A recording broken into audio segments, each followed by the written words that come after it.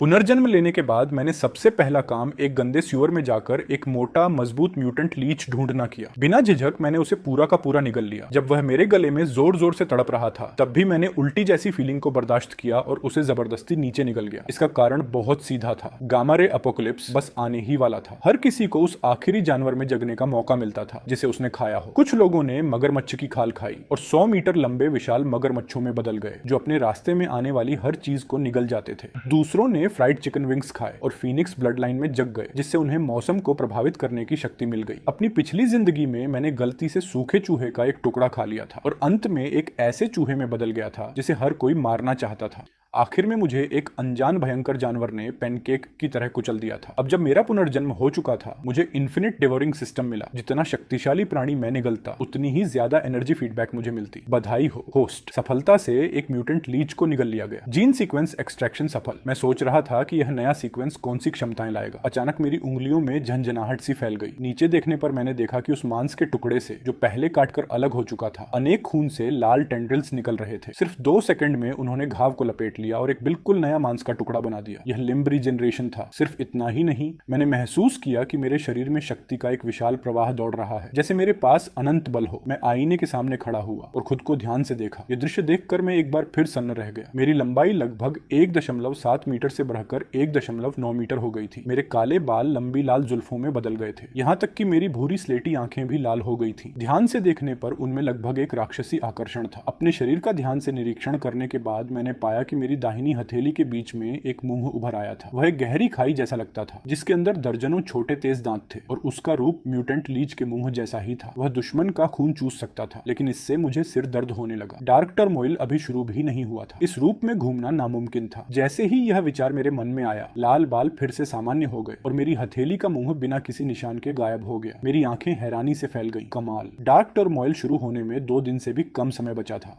मेरे पास अभी भी प्राणियों को निगलने के 2 मौके थे। दारू सिटी में एक छुपा हुआ बिलियनियर रहता था जिसके पास एक दुर्लभ इलेक्ट्रिक ईल थी। मुझे याद था कि डार्क टर्मोइल के फूटने के बाद यह रेयर इलेक्ट्रिक ईल एक शक्तिशाली क्षमता देगी जो भयानक बिजली छोड़ सकती थी। अगर मैं अपने जीन सीक्वेंसेस के पूरी तरह पुनर्गठित होने से पहले इसे निगल लेता तो शायद मुझे और भी शक्तिशाली शक्ति मिल जाती। दुर्भाग्य से मेरी वर्तमान हैसियत के साथ उस छुपे हुए बिलियनियर से मिलना असंभव था। खुशकिस्मती से उसकी एक बेटी थी और वह चिंगबे यूनिवर्सिटी में पढ़ती थी। खुद को थोड़ा सा ठीक ठाक करने के बाद मैं सीधा स्कूल की तरफ निकल पड़ा। जल्द ही मैं कैंपस से कुछ दूर एक सुनसान पार्क में पहुंच गया। अमीर वारिस यान रुयू बहुत ही लो प्रोफाइल जिंदगी जीती थी।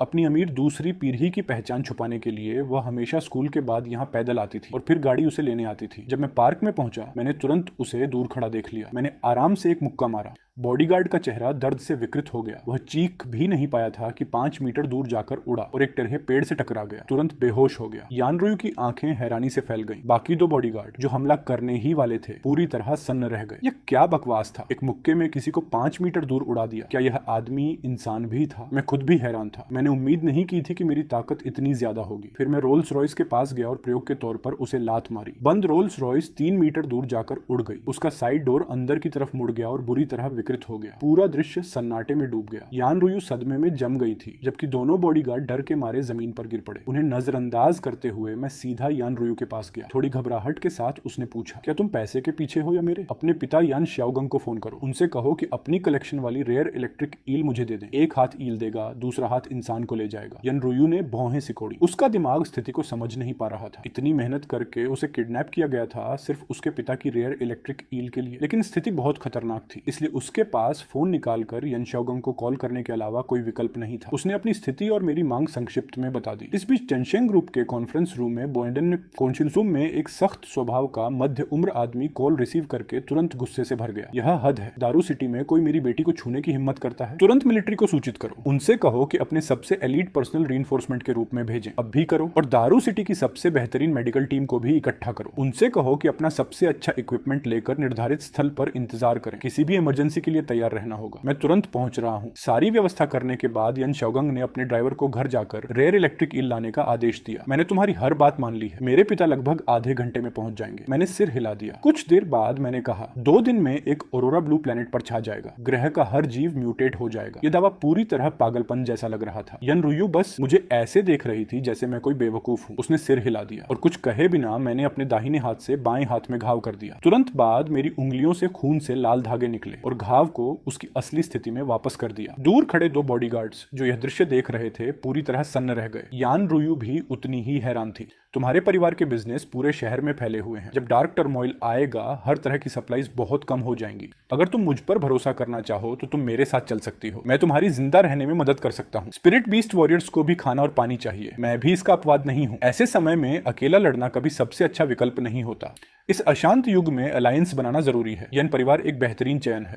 सिर्फ सहयोग ही दोनों पक्षों को सफलता देता है। मैं समझ गई। मैं अपने पिता को सब कुछ बताऊंगी और उनके साथ ध्यान से चर्चा करूंगी। मैं तुम्हें जल्द से जल्द जवाब दूंगी। इसी समय दूर से पुलिस सिरेन की आवाज सुनाई दी। कई आर्मर्ड व्हीकल्स आ पहुंची। एक मध्य उम्र आदमी उनमें से एक से बाहर निकला। जब उसने टूटी फूटी रोल्स रॉयस देखी यान श्याओगंग का दिल बैठ गया। लेकिन जब उसने देखा कि यान रुयू सुरक्षित है तब उसने राहत की सांस ली। मैंने पूरी तरह हथियारबंद मिलिट्री पर्सनल पर एक नजर डाली और बेपरवाही से यान श्याओगंग की तरफ मुस्कुराया। वह पल भर के लिए सन्न रह गया। उसने उम्मीद नहीं की थी कि उसकी बेटी का किडनैपर इतना जवान होगा।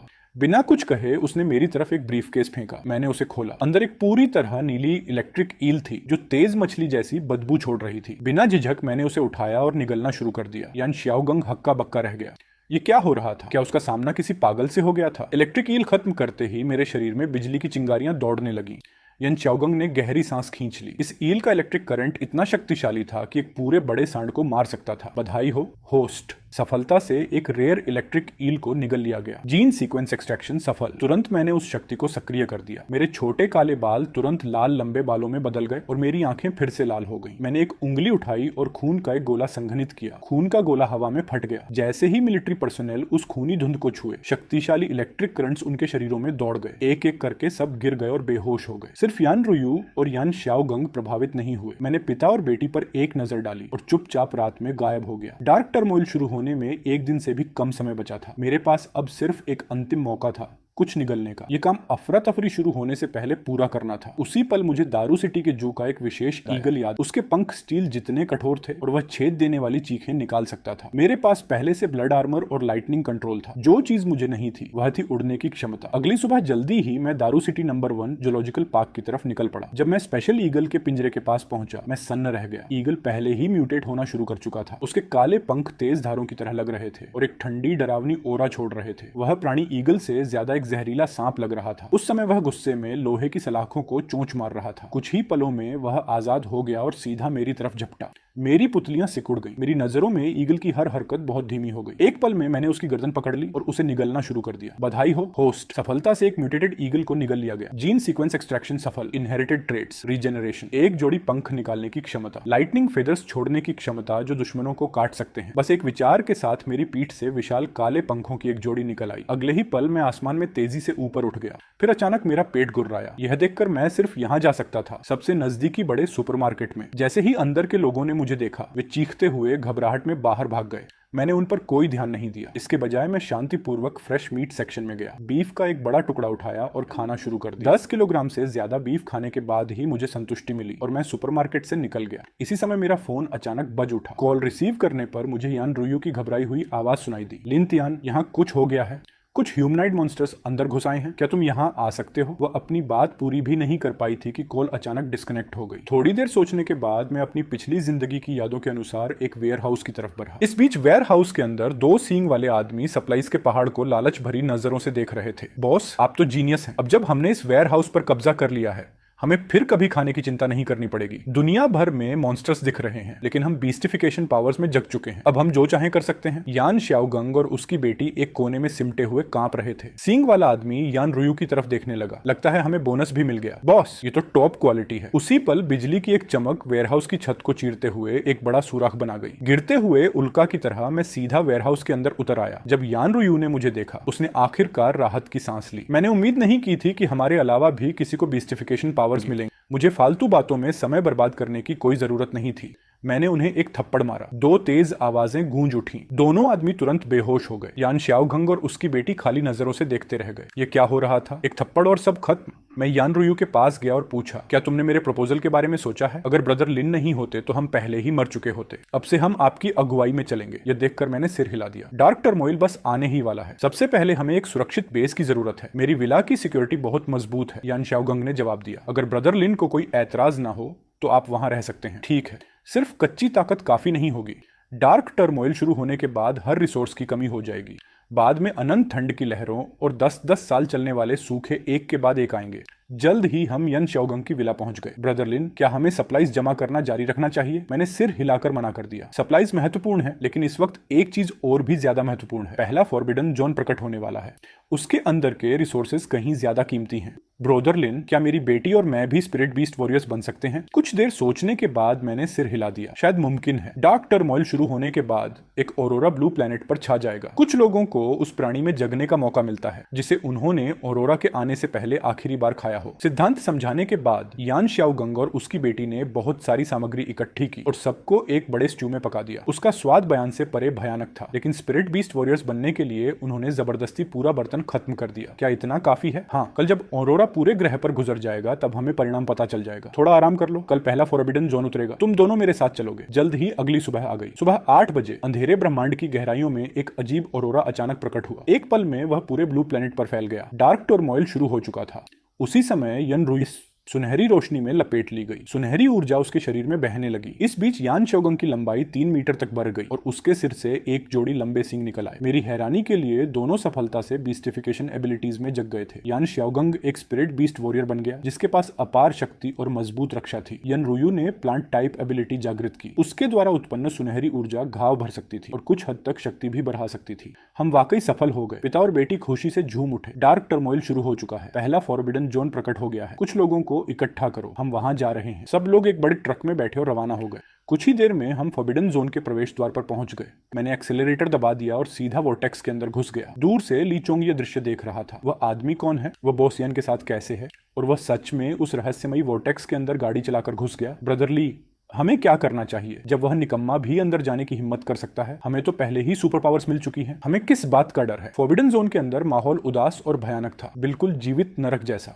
यहाँ डार्क क्रीचर्स मौजूद हैं। तुम उन्हें एक्स्ट्रा टेरेस्ट्रियल बीइंग्स समझ सकते हो। बॉस यान, आप गाड़ी चलाओ, मैं रास्ता साफ करूंगा। जैसे ही मैं व्हीकल से बाहर निकला, धुंध में से अजीब आकृतियों का एक झुंड उभर आया। मैंने एक थप्पड़ जड़ा। आगे के डार्क क्रिएचर्स तुरंत टुकड़े टुकड़े होकर फट गए। ट्रक के अंदर बैठे दोनों लोग सन्न रह गए। क्या यह डार्क क्रिएचर्स नहीं थे? नाम सुनते ही डरावना लगता था। फिर भी लिन तियन उन्हें एक थप्पड़ में मार रहा था। पहले फॉरबिडन जोन के डार्क क्रीचर्स तुलनात्मक रूप से कमजोर थे। और मेरी बात करें तो मैंने डार्क टर्मोइल शुरू होने से 3 दिन पहले ही प्राणियों को निगलना शुरू कर दिया था। मैं पहले ही 3 अलग जीन सीक्वेंसेस को फ्यूज कर चुका था। स्वाभाविक रूप से मेरी शक्ति इन डार्क क्रीचर्स से पूरी तरह ऊपर थी।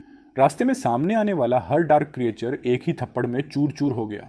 बहुत शक्तिशाली, बेइंतहा शक्तिशाली। यान श्याओगंग ने यान रुयु की तरफ देखकर गंभीरता से कहा, रुयु, तुम लिनतियान के बारे में क्या सोचती हो? वह एक पल के लिए जम गई और शर्मा गई। डैड, आप क्या कह रहे हैं? तुम अब छोटी नहीं रही, अब बॉयफ्रेंड ढूंढने का समय आ गया है। क्या आप हमेशा मुझे जल्दी डेटिंग करने से मना नहीं करते थे? वह अलग बात थी। मुझे इस लड़के पर भरोसा है। इस बीच दूर की धुंध में ली चोंग और उसका ग्रुप सब कुछ ध्यान से देख रहा था। जब उन्होंने मुझे डार्क क्रिएचर्स को तुरंत मरते देखा, उनके दिल कांप उठे। इतनी दूर से भी डार्क क्रिएचर्स की ओनरा उनके लिए खड़ा रहना मुश्किल कर रही थी। फिर भी मैं बिना भौहें चढ़ाए उन्हें एक एक करके कुचल रहा था। यह किस तरह का राक्षस था? ब्रदरली, यह आदमी खतरनाक है। अब हम क्या करें? हम इसका पीछा जारी रखेंगे, चाहे वह कितना भी मजबूत हो। आखिर इंसान ही है, इंसानों की सीमा होती है। वह पूरे रास्ते लड़ता आ रहा है। आखिरकार उसकी ताकत खत्म हो जाएगी। उसे रास्ता साफ करने दो। जब हमें कोई कीमती चीज मिलेगी तब हम कदम उठाएंगे। तब तक वह थक चुका होगा। हम 5 हैं, हम उसे मार सकते हैं। 3 जीन सीक्वेंसेस को फ्यूज करने के बाद मेरी इंद्रियां डैक की सामान्य लोगों से कहीं ज्यादा तेज हो चुकी थी। ली चोंग ने जल्दी से अपना फोन निकाला। जैसे ही कॉल कनेक्ट हुई, मेरी उंगली से एक पंख निकला। वह सीधा उसके माथे को चीरते हुए निकल गया। ब्रदर ली को मार दिया गया, भागो। ली चोंग को तुरंत मरते देख बाकी लोग डर से भर गए और भागने के लिए मुड़ गए। मैंने अपना हाथ हिलाया। बिजली से चमकते पंख उनकी तरफ दौड़ पड़े। वह अपनी एबिलिटीज एक्टिवेट भी नहीं कर पाए थे कि सब के सब तुरंत मार दिए गए। जमीन पर पड़े फोन से एक क्रोधित गर्जना सुनाई दी। किसने मेरे लोगों को छूने की हिम्मत की? मैंने फोन उठाया और कान से लगा लिया। श्याओ मेंगलोंग, तू कौन है? तू मुझे जानता है? अगर तूने मेरे आदमियों को छुआ है तो मुझे फर्क नहीं पड़ता तू कौन है। तू मर चुका है। मैं चुप रहा। श्याओ मेंगलोंग लगभग गुस्से से फट पड़ा, जैसे रुई पर मुक्का मार रहा हो। तू कहाँ रहता है? मुझे एड्रेस दे। मैं 5 स्टार गार्डन के पास सिंगयून अपार्टमेंट्स में हूँ,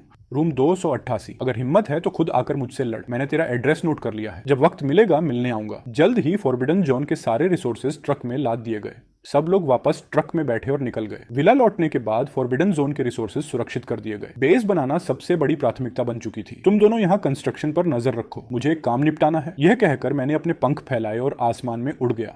जल्द ही मैं 5 स्टार गार्डन पहुंच गया। एक सख्त चेहरे वाला आदमी अपने फॉलोअर्स के झुंड के साथ अपार्टमेंट बिल्डिंग से बाहर निकला। क्या तुम काओ मेंगलोंग हो? जैसे ही उसने मेरी आवाज सुनी, उसने मुझे पहचान लिया। अच्छा, मैंने नहीं सोचा था कि तुम सच में आने की हिम्मत करोगे। सब लोग लड़ने के लिए तैयार हो जाओ। इस हरामी को मार दो और अपने भाइयों का बदला लो। सब लोग तुरंत अपने बीस्टिफाइड फॉर्म्स में बदल गए।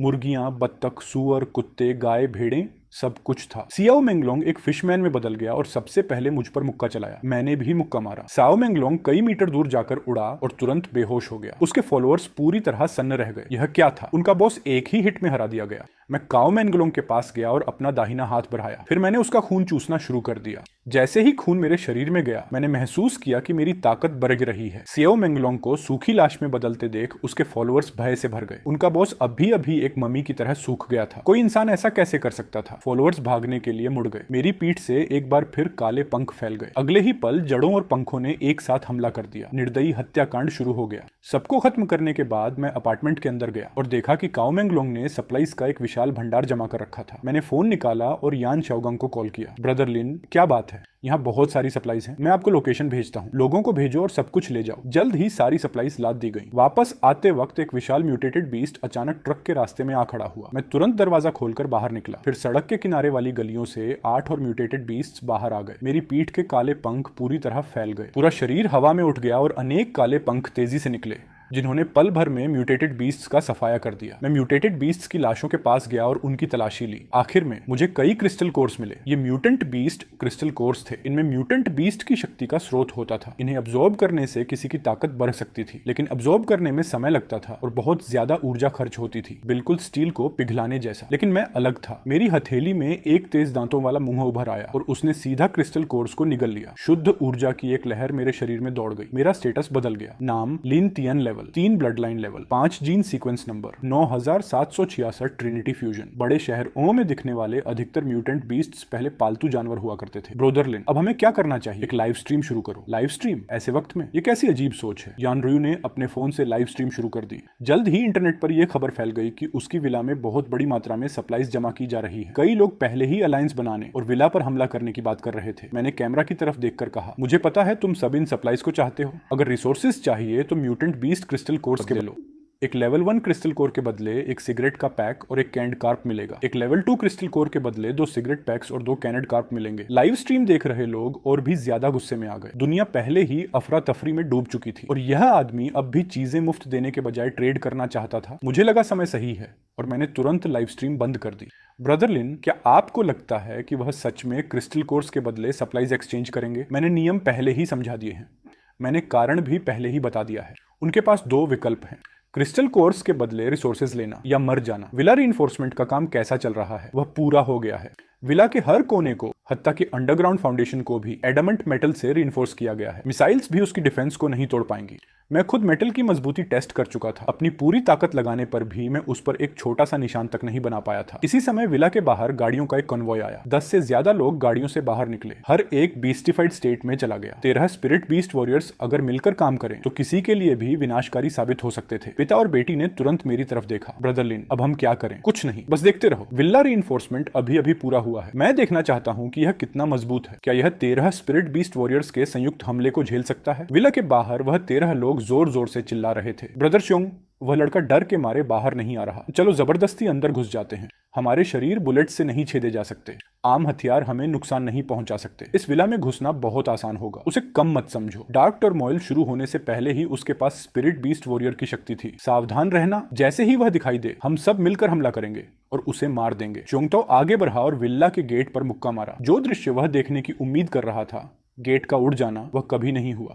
इसके बजाय उसने भौहें सिकोड़ी और दर्द भरी चीख निकाली। वह मुक्का रीइंफोर्स्ड सिक्योरिटी डोर को तोड़ सकता था, फिर भी विला के गेट को जरा भी हिला नहीं सका। जोंगताओ ने गहरी सांस ली और पूरी ताकत से एक और मुक्का मारा। गेट फिर भी नहीं हिला। इस बार झटके से उसकी अपनी बाह की हड्डियां टूट गईं। इस गेट में कुछ अजीब है। सब मिलकर हमला करो। पूरे ग्रुप ने अपनी पूरी ताकत से गेट पर हमला कर दिया, लेकिन सारे हमलों के बाद भी गेट बिल्कुल ठीक ठाक रहा। जब वह बात कर रहे थे, मेरी पीठ के पीछे अचानक काले पंख फैल गए। अनेक काले पंख हल्का सा कांपे। अब कत्ल शुरू होता है। हम 13 लोग हैं, तुम्हें लगता है हम एक आदमी से डरेंगे? अगर तुम सप्लाईज नहीं दोगे तो हम खुद ले लेंगे। मैं यन रुयू की तरफ मुड़ा। लाइव स्ट्रीम शुरू करो। उसने फोन निकाला और कैमरा उस दृश्य की तरफ कर दिया। जैसे ही स्ट्रीम शुरू हुई बहुत बड़ा ऑडियंस अंदर आ गया। Holy crap, 13 spirit beast warriors आ गए। लिंथियन आज पक्का खत्म है। अनगिनत दर्शकों की उम्मीदों के बीच मेरे पंख अचानक फड़फड़ाए। लाइव स्ट्रीम खत्म करने के बाद सब लोग वापस विल्ला में लौट आए। यन रुयू कुछ उलझी हुई लग रही थी। लिंथियन लाजवाब था, वह शक्तिशाली था, वह काफी हैंडसम भी था। और अब जब समाज टूट चुका था, अगर लिंथियन चाहे तो नहीं, मुझे जल्दी करनी होगी। मुझे कच्चे चावल को पका हुआ चावल बनाना होगा। जब यान रुयू अजीब ख्यालों में खोई हुई थी तब एक गाड़ी विला के बाहर आकर रुकी। कई लोग बाहर निकले और एक बैग लेकर आए। मैं तुरंत दरवाजा खोलकर बाहर गया। ब्रदर,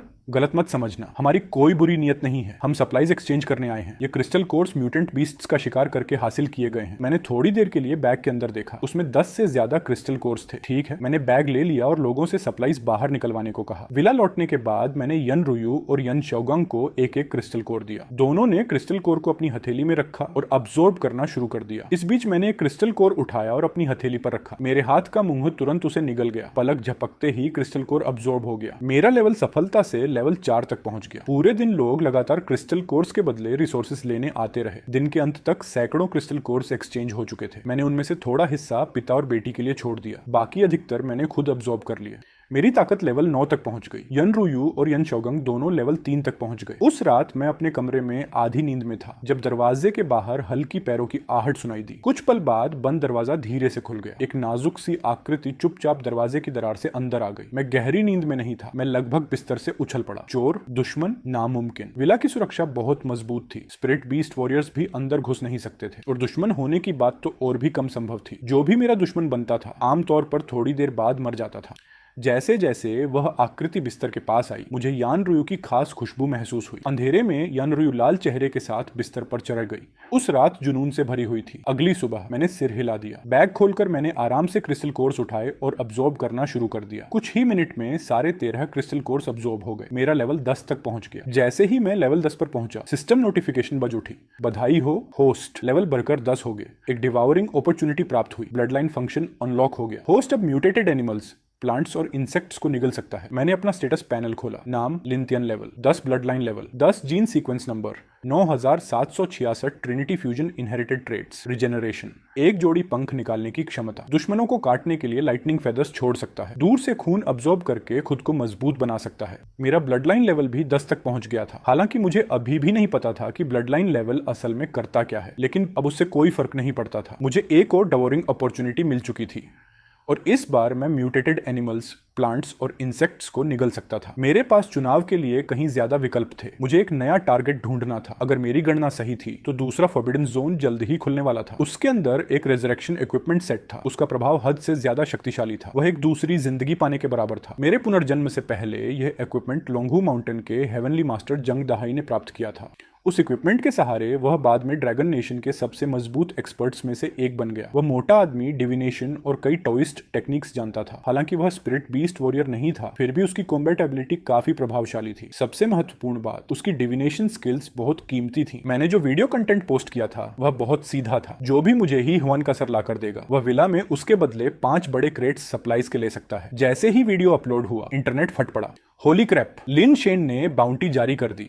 ये हेहुआन कौन है? इसने लिन शेन को कैसे नाराज कर दिया? सिर्फ एक सर की कीमत 5 क्रेट्स रिसोर्सेज है। हेहुआ कौन है? इससे कोई फर्क नहीं पड़ता। मैं अभी निकल रहा हूँ। कोई स्पिरिट बीस्ट वॉरियर जो ट्रैकिंग में माहिर हो। अपनी कॉन्टैक्ट इन्फॉर्मेशन छोड़ो, चलो मिलकर काम करते हैं। हेहुआन के मामले को निपटाने के बाद मैं यान रुयू के साथ विल्ला से निकल गया। हम दोनों एक लाल फेरारी में बैठे और लोंगहू माउंटेन की तरफ रवाना हो गए। जल्द ही हम पहाड़ पर बने एक टॉइस्ट मंदिर में पहुंच गए। एक टॉइस्ट रोब पहने मोटा आदमी उसी समय बाहर निकला। जब उसने हमें देखा वह जम गया। Holy crap, 2 customers? क्या तुम लोग अगरबत्ती जलाने और मन्नतें मांगने आए हो? हमारा मंदिर अब अगरबत्ती के पैसे नहीं लेता। हम सप्लाईज एक्सेप्ट करते हैं। तुम हर तरह के रिसोर्सेज के बदले अगरबत्ती ले सकते हो। खाने की चीजें सबसे ज्यादा पसंद की जाती हैं। वह अपनी बात पूरी भी नहीं कर पाया था कि मेरी पीठ के पीछे काले पंख अचानक फैल गए। मैं तुरंत अपने बीस्टिफाइड फॉर्म में चला गया। मेरी परछाई बिजली की तरह आगे बढ़ी। एक मुक्का सीधा जंग दहाई के चेहरे की तरफ गया। होली क्रैप, जंग दहाई चीख पड़ा। वह पूरी तरह हैरान था। यह पागल कहां से आ गया? सुबह सुबह आते ही हमला कर दिया। लेकिन लोंगहू माउंटेन के 98वें हेवनली मास्टर के रूप में झांग दहाई कमजोर नहीं था। था। अपने मोटापे के बावजूद वह असाधारण फुर्ती से हिला। हरामी, मैं अभी भी लोंगहू माउंटेन का हेवनली मास्टर हूँ। अब तुम गए काम से। यह कैप्टिव्स पीढ़ी दर पीढ़ी हेवनली मास्टर्स द्वारा छोड़े गए थे, चाहे तुम स्प्लिट बीस्ट वॉरियर ही क्यों ना हो। यह कोई ऐसी जगह नहीं जहां तुम मनमानी कर सको। मैं तुम्हारी ऐसी पिटाई करूंगा कि तुम माँ बाप को याद करोगे। वह अपनी बात पूरी भी नहीं कर पाया था कि मेरी पीठ के पीछे से एक पंख निकला। वह सीधा एक हाई लेवल कैप्टिव को चीरते हुए निकल गया। पंख से भयानक बिजली फूट पड़ी। कैप्टिव तुरंत आग पकड़ गया और भड़कती आग में राख बन गया। झांग दहाई अपने हाथ में पड़ी राख को खाली नजरों से देखने लगा। वह पूरी तरह सन्न रह गया। हीरो,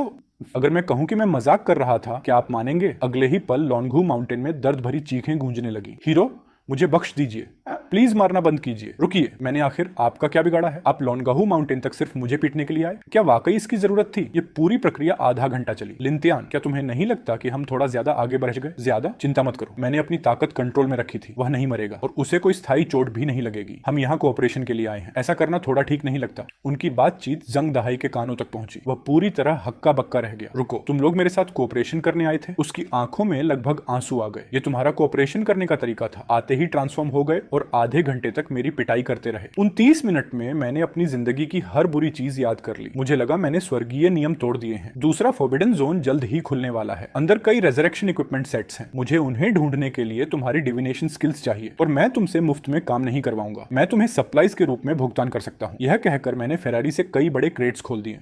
वह रिसोर्सेज से भरे हुए थे। जंग दहाई सप्लाईज के पहाड़ को घूरता रह गया। अगर कोऑपरेशन करना था तो पहले ही कह देते, और इतने सारे रिसोर्सेज भी दे रहे हो। अगर तुमने शुरू में ही यह कहा होता तो मैं तुरंत मान जाता। अपना सामान जल्दी जल्दी बांधने के बाद जंग दहाई हमारे साथ फेरारी की तरफ चला। मैं बैठूंगा कहाँ?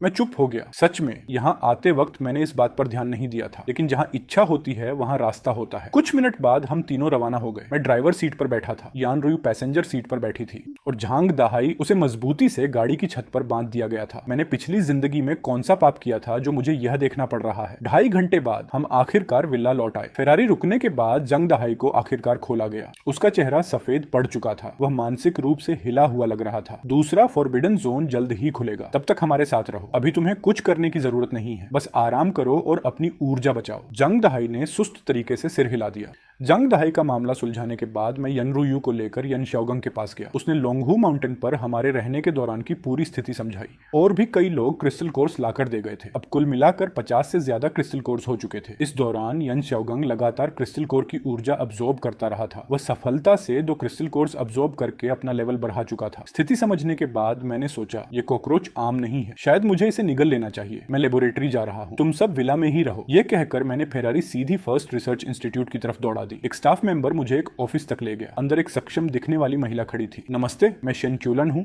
यहाँ की डायरेक्टर शेन, मुझे लेबोरेटरी ले चलिए। शेनचुलान मुझे खुद लेबोरेटरी तक ले गई। लेबोरेटरी में अफरा तफरी मची हुई थी। विशेष मटेरियल से बनी दीवारों में कई बड़े बड़े सुराख हो चुके थे। इंस्टीट्यूट के कई स्पिरिट बीस्ट वॉरियर्स अब भी एक म्यूटेटेड कॉकरोच को काबू करने की कोशिश कर रहे थे। जैसे ही लेबोरेटरी के दरवाजे खुले, म्यूटेटेड कॉकरोच सीधा मेरी तरफ झपटा। होली क्रैप, मेरी पुतलियां सिकुड़ गईं। अंदर मौजूद स्पिरिट बीस्ट वॉरियर्स के चेहरे भी बदल गए। सब खत्म, वह लड़का मर गया। जब सबको लगा कि मेरा अंत निश्चित है, तब एक अविश्वसनीय दृश्य हुआ। म्यूटेटेड कॉकरोच ने मुझ पर हमला नहीं किया। उसके बजाय वह मेरे पास दौड़ा और मेरे पैरों के पास झुक गया। उसके मुंह से लगातार क्लिक क्लिक की आवाजें निकल रही थीं। लग रहा था जैसे वह समर्पण व्यक्त कर रहा हो। क्या एक म्यूटेंट बीस्ट किसी इंसान के सामने समर्पण कर रहा था? अपनी पिछली जिंदगी में भी मैंने कभी ऐसी बात नहीं सुनी। मुझे अचानक सिस्टम पैनल पर दिखने वाला ब्लड लाइन लेवल याद आया। क्या मेरा blood line level mutant beasts को दबा सकता था? डायरेक्टर शेन, लगता है समस्या हल हो गई। इस म्यूटेटेड कॉकरोच को अपने साथ ले जाने जमीन पर पड़े कॉकरोच की तरफ देख, फिर मैं मुड़कर लेबोरेटरी से बाहर निकल। म्यूटेटेड कॉकरोच मेरे पीछे पीछे चल दिया। हे भगवान, एक म्यूटेंट बीस्ट ने न सिर्फ इंसान के सामने समर्पण, बल्कि वह इंसानी बात भी समझ सकता है। दृश्य हद से ज्यादा सब लोग एक दूसरे को सदमे में देखने लगे। म्यूटेटेड कॉकरोच को साथ लेकर लैब से बाहर निकलने के बाद मैंने एक सुनसान कोना ढूंढा। क्या तुम मेरी बात समझ सकते हो? म्यूटेटेड कॉकरोच ने धीमी घरघराहट निकाली। उसने अपना चपट्टा सिर हल्का सा हिला दिया। जब तुमने मेरे सामने समर्पण, तो मैं अब तुम्हें कोई ऐतराज तो नहीं है? जैसे ही उसने यह म्यूटेटेड कॉकरोच मुड़कर भागने लगा कि समर्पण करने के बाद भी उसकी अपनी बुद्धि बने धीरे से सांस छोड़ी। फिर मेरी पीठ से बिजली से ढके 2 पंख प्रकट। मैंने सीधा म्यूटेटेड कॉकरोच को जमीन पर जाकर दबा दिया। उसके पास जाकर मैंने कॉकरोच को पकड़ा और बड़े बड़े निवालों में उसे निगलना शुरू कर दिया। डिवावरिंग पूरा होने के बाद मेरे सिर के ऊपर 2 एंटेनाए उग आए। मेरे मुंह का कोना फड़क उठा। मैं तुरंत निशब्द हो गया। अब तक हर बार जब मैंने कोई नया जीन सीक्वेंस निगला था, मेरा शरीर उसके अनुरूप बदलाव से गुजरता था। जैसे मेरी हथेली में लीच का मुंह, मेरी पीठ पर काले ईगल के पंख और मेरे कंधे पर इलेक्ट्रिक ईल का हेड क्रेस्ट। मैंने कभी नहीं सोचा था कि म्यूटेटेड कॉकरोच को निगलने के बाद मेरे सिर पर कॉकरोच के एंटेनाए उग आएंगे। मेरा बीस्टिफाइड फॉर्म लगातार और ज्यादा अजीब होता जा रहा था, लेकिन जल्दी ही मैंने कुछ असामान्य महसूस किया। जैसे ही मेरे सिर के कॉकरोच एंटेना हवा में हिलने लगे, मेरी इंद्रियां अनंत गुना तक बढ़ गई। मैं कई मीटर दूर जमीन पर खाने के टुकड़े उठाकर ले जा रही चींटियों का रास्ता भी साफ साफ महसूस कर सकता था। यह एहसास अद्भुत था। ऐसा लग रहा था जैसे मेरी आत्मा शरीर से बाहर निकलकर थर्ड पर्सन पर्सपेक्टिव से सब कुछ देख रही हो। अचानक मैंने खतरा महसूस किया। बिना सोचे समझे मैं तुरंत एक तरफ हट गया। मेरे पीछे का एक बड़ा पेड़ अचानक विकृत हो गया। 2-2.5 मीटर से भी लंबा एक विशाल चमेलियन तुरंत अपना रूप दिखाते हुए हमला कर बैठा। जहां मैं खड़ा था वह जगह एक गहरे गड्ढे में बदल गई। यह देखकर मेरी रीढ़ की हड्डी तक ठंडी पड़ गई। ये एक म्यूटेटेड कैमेलियन था। शायद वह पूरे समय वहीं छुपा हुआ था, लेकिन मैंने उसे नोटिस ही नहीं किया। अगर मेरे सिर पर यह 2 एंटीना ना होते तो मैं कभी समय पर रिएक्ट नहीं कर पाता। मेरी मजबूत डिफेंस के बावजूद मैं या तो अपाहिज हो जाता या मर ही जाता। मुझे अपना हमला बचते देख चैमेलियन गुस्से से दहाड़ उठा। उसने अपने चारों पैरों से जोर लगाया और फिर से मेरी तरफ झपटा। उसकी स्पीड हैरत अंगेज। सामान्य लोग उसकी मूवमेंट देख भी नहीं पाते, लेकिन मेरी नजरों में उसकी हर हरकत बहुत धीमी लग रही थी।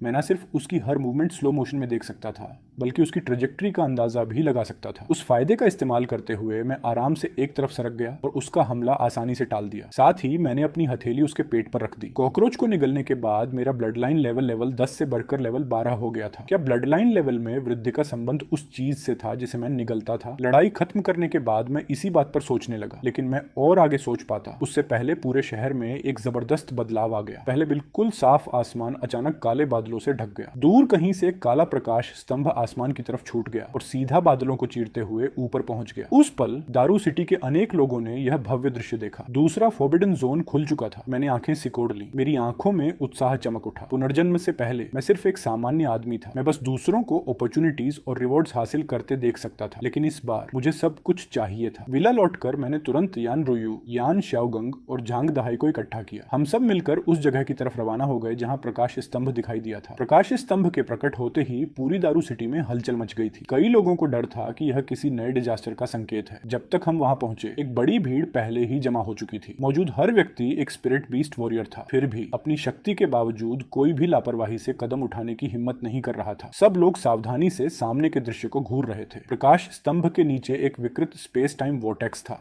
वोर्टेक्स से हल्की सी अशुभ उंदरा निकल रही थी। उसका अंदरूनी हिस्सा पूरी तरह अव्यवस्था से घिरा हुआ था, जिससे उसके पार क्या है यह देखना नामुमकिन था। मुझे पता था कि यह वोर्टेक्स दूसरे फॉरबिडन जोन का गेटवे था। यनरुयू ने उत्सुकता से वोर्टेक्स का अध्ययन किया। लिनतियन, क्या यही वह दूसरे फॉरबिडन जोन का एंट्रेंस है जिसका तुमने जिक्र किया था? मैंने सिर हिला दिया। इसी बीच झांग दहाई ने अपनी उंगलियों से कुछ हिसाब लगाना शुरू कर दिया। उसी समय शेन क्यूएलन हमारी तरफ चलकर आई। मैं शांत रहा। हम बस वही ले रहे हैं जो हमें चाहिए। मुझे धन्यवाद देने की जरूरत नहीं है। आपदा से पहले अगर इतनी सुंदर और परिपक्व महिला मुझसे बात करने आती तो शायद मैं घबराहट में कुछ बोल ही नहीं पाता। लेकिन अब डार्क टर्मोइल के युग में सुंदरता सिर्फ एक खूबसूरत कंकाल से ज्यादा कुछ नहीं थी। मेरी शक्ति बढ़ाना ही मेरी एकमात्र प्राथमिकता थी। महिलाएं सिर्फ मेरी तलवार खींचने की रफ्तार को धीमा कर सकती थी।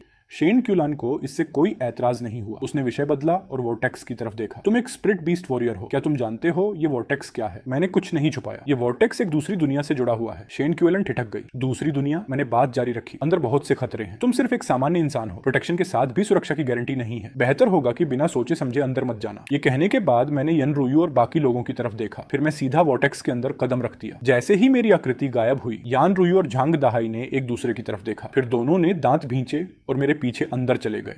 हम चारों को वोर्टेक्स में जाते देख वहां मौजूद बाकी लोग बेचैन हो गए। सबने मेरी बात सुन ली थी। ये वोर्टेक्स एक दूसरी दुनिया का गेटवे था। खतरनाक होने के बावजूद इसमें बेपनाह अपॉर्चुनिटीज छुपी हुई थी। इसी समय किसी ने चिंतित होकर शेन क्यूलन की तरफ देखा। डायरेक्टर, शायद हमें नहीं जाना चाहिए। अंदर बहुत खतरा हो सकता है, चाहे हम आपकी रक्षा भी करें। शेन क्यूलन ने दृढ़ता से सिर हिला दिया। नहीं, खतरा और अवसर साथ साथ रहते हैं। अब जब मुझे पता चल गया है कि यह दूसरी दुनिया की तरफ जाता है, तो मेरे पास अंदर जाने की और भी ज्यादा वजह है। अगर मुझे रिसर्च के लायक कुछ मिल गया तो यह बड़े ब्रेक थ्रूज ला सकता है। उसकी दृढ़ता देखकर बाकी लोगों के पास उसके साथ वोर्टेक्स में प्रवेश करने के अलावा कोई विकल्प नहीं था। इस बीच हमारा ग्रुप अंदर जाते ही हमारे आसपास की दुनिया पूरी तरह बदल गई। अचानक आसमान में एक खून से लाल चांद प्रकट हो गया। कोई आसपास को ठीक से देख भी नहीं पाया था कि एक ह्यूमनाइड आकृति ने जानवर जैसी दहाड़ लगाई और सीधा हमारी तरफ दौड़ पड़ी। Holi Krebs, zombie! जांग दहाई की तेज चीख निकल गई और वह लगभग डर के मारे उछल पड़ा। मैंने बिना एक शब्द कहे अपनी पीठ से काले पंख निकाल लिए। एक पंख छुपे हुए हथियार की तरह आगे निकला। वह सीधा डार्क क्रीचर की खोपड़ी को चीरते हुए निकल गया। इंस्टेंट किल। तब जाकर मैंने मुड़कर जंग दहाई की तरफ अजीब नजरों से देखा। सदमे से बाहर आने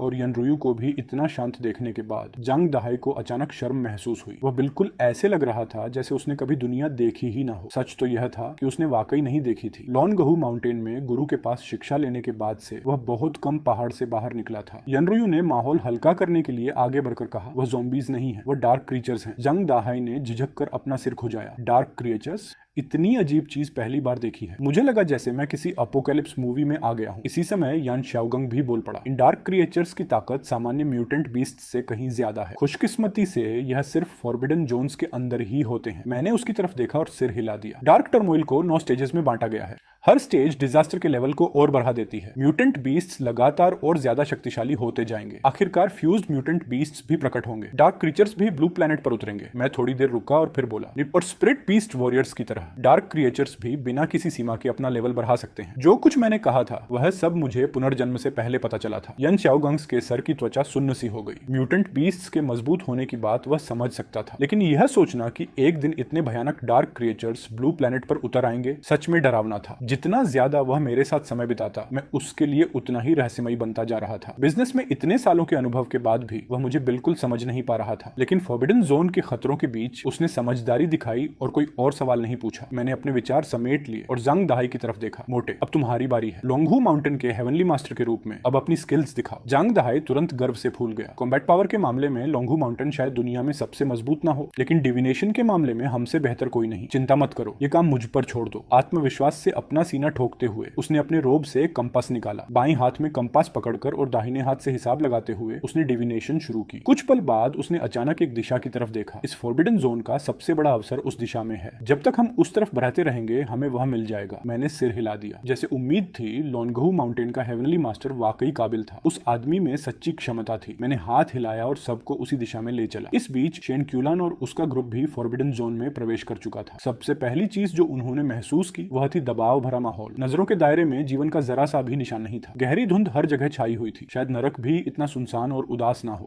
स्पेशल वोर्टेक्स अब भी उनके पीछे मौजूद था। डायरेक्टर, ये जगह बहुत खतरनाक है, हमें वापस चलना चाहिए। अगर आपको कुछ हो गया तो हम में से कोई भी जिम्मेदारी नहीं ले सकता। हालांकि शेन क्यूलान आसपास के माहौल से स्पष्ट रूप से सतर्क थी, लेकिन उसकी रिसर्च की इच्छा ज्यादा मजबूत थी। उसने सिर हिला दिया। मेरा फैसला अंतिम है। कैप्टन वांग, टीम को आगे बढ़ाओ।